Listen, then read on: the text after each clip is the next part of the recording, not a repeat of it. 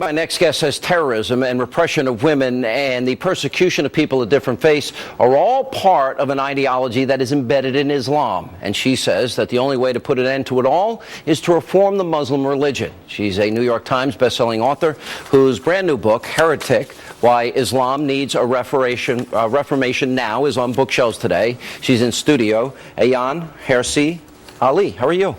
Great, thank you. You say that having me. Islam is not a religion of peace. I say that I'm an Islamophobe. You know for a fact that it's not a religion of peace. Why do you say that? I say it's not a religion of peace now because if as a religion you're responsible for 70% of all the bloodshed in the world today, then you possibly cannot be a religion of peace, but it could become a religion of peace if we make some changes, and I'm proposing only 5. So, all right, so you want to make the change. What do you think of, I want to bring into politics a little bit.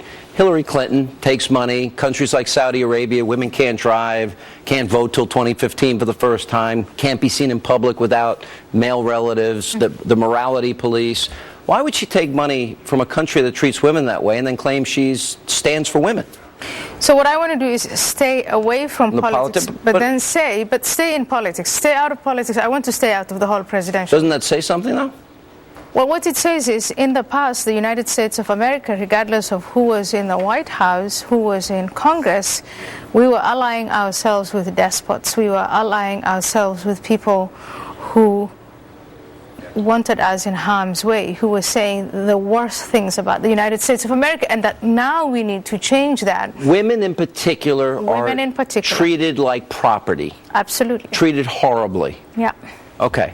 And this is all women under Islam? If you live in Saudi Arabia, you can't drive. If you live in Saudi Arabia, you can't get out of the house. Iran is not any better? Iran is not any better. Any country that applies Sharia law, and the movements across the Islamic world that are applying Sharia law, they are anywhere where Sharia law is applied as a woman, as a gay person, as a Christian, as a Jewish person. It's impossible to live and be free and not fear for your life if you even live. Do you think most Muslims, if not all, because there's a lot, I keep saying, where are the moderate Muslims speaking out about the radical Islamists?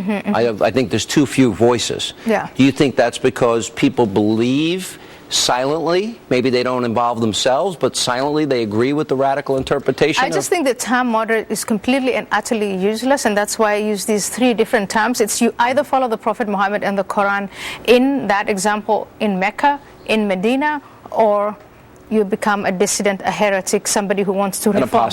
An apostate, whatever label they want to put. The penalty for which is death. Yeah, it is death. It's ostracization. But there are brave people out there who are, putting their lives on the line to change things from within. And the last question. So do you think this is possible? Because it seems to me the numbers that buy into radicalism are high, and they take a real literal interpretation of the Quran, do they not?